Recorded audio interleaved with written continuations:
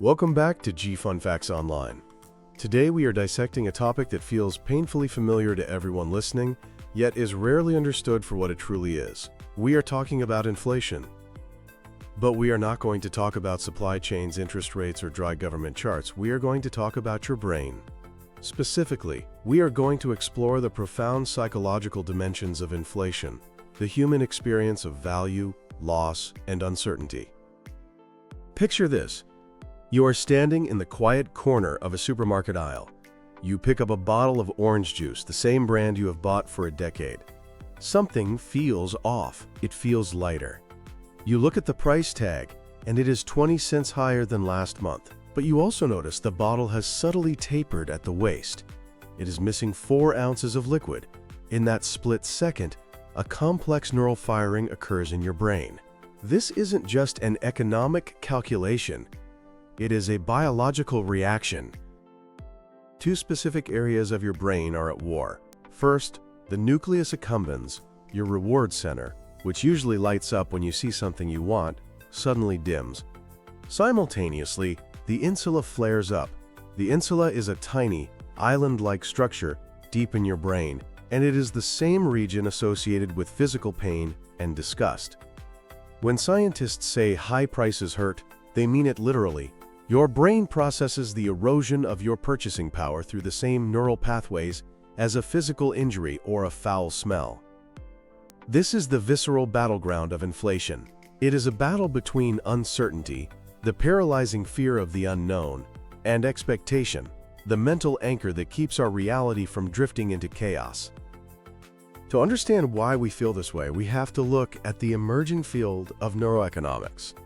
Neuroeconomics combines neuroscience, psychology, and economics to reveal that we are not rational calculators. We are emotional machines.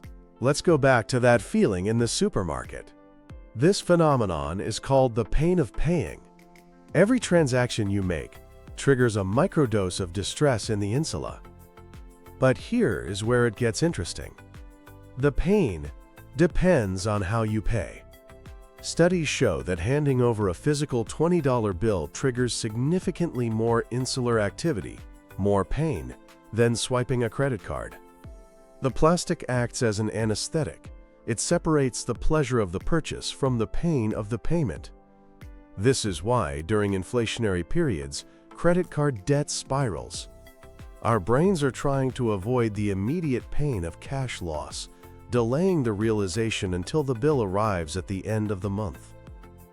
But the brain's tricks don't stop there. We also suffer from something called the money illusion. This is a cognitive trap where we think of money in nominal terms, the number on the bill, rather than real terms, which is what that bill can actually buy. Consider this choice. Would you prefer your salary stays the same with zero inflation, or would you prefer a 2% raise in a world with 4% inflation? Rationally, you should pick the first option. In the second scenario, your real purchasing power actually drops by 2%. You are poorer. Yet, study after study shows people consistently prefer the second option. Why? Because the brain loves the dopamine hit of a raise. We focus on the bigger number on the paycheck and ignore the invisible erosion of its value. This illusion, however, has shattered in the mid-2020s. As wage growth slowed, but prices remained stickily high, that illusion vanished, leaving us with a feeling of relative deprivation, the sense that we are falling behind not just our neighbors, but our past selves. Our perception of inflation is also heavily distorted by the availability heuristic. This is a mental shortcut where we judge the frequency of an event by how easily an example comes to mind. Think about the gas pump versus a television. We buy gas or groceries weekly. We buy a TV maybe once every 5 years. Even if the price of electronics drops, our brains ignore it because we don't experience it often.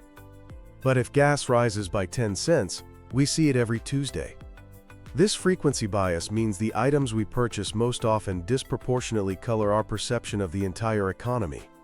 Combined with the negativity bias, our evolutionary wiring to notice threats more than opportunities, we remember the $6 eggs from a year ago vividly, but we barely register when they fall back to $4. This creates phantom inflation that lingers in our psyche long after the economic data has cooled. Now, to understand what happens when this psychology breaks down completely, we have to look at history's most extreme experiments. We need to talk about hyperinflation. This is not just high prices. It is a psychological singularity where the concept of value dissolves. Let's travel back to the Weimar Republic in Germany, 1923. The velocity of panic was so high that time itself seemed to accelerate. Workers were paid as often as 3 times a day. Wives would stand at factory gates, waiting for their husbands to throw bundles of cash over the fence so they could sprint to the bakery. If they tripped and fell, the delay might mean the money was no longer enough to buy a loaf of bread. There is a famous story of a student in Freiburg who ordered a cup of coffee for 5,000 marks. By the time he finished drinking it, the waiter presented a bill for 8,000 marks. The price had risen in the 20 minutes it took to consume the caffeine. This era birthed a permanent cultural trauma. But Germany isn't even the worst case. That record belongs to Hungary in 1946. In July of that year, prices doubled every 15 hours. Photographs from Budapest show street sweepers pushing piles of currency into sewers because the paper was literally trash. The government printed a note worth 100 quintillion pengo. At that point, the psychological adaptation was the complete abandonment of currency. The economy reverted to a barter system overnight. Cigarettes and gold became the only things people trusted. Trust in the state had evaporated so completely that the currency wasn't worth the paper it was printed on. Even in the 21st century, we saw this in Zimbabwe. In 2008, they issued a $100 trillion note that couldn't buy a bus ticket. Citizens became mental math savants, calculating exchange rates in the billions. Eventually, the psychological solution was dollarization. They simply stopped using their own money and used US dollars. They imported trust from a foreign central bank because their own was bankrupt in the eyes of the public. Fast forward to our current era. We haven't hit hyperinflation, but we are living through a unique psychological event, stressflation. By 2025, reports indicated that over 80% of Americans felt significant financial stress, even as headline inflation numbers cooled. The issue wasn't the rate of inflation. It was the cumulative trauma of the price levels. We are grieving the loss of our pre-pandemic life. This uncertainty triggers chronic cortisol release, leading to decision fatigue. People stop making long-term plans, like marriage or starting a business, because the variables are too volatile. We have also seen a shift in who we blame. This is the era of greedflation. Unlike the 1970s, where people blamed oil embargoes, today the narrative has shifted to corporate greed.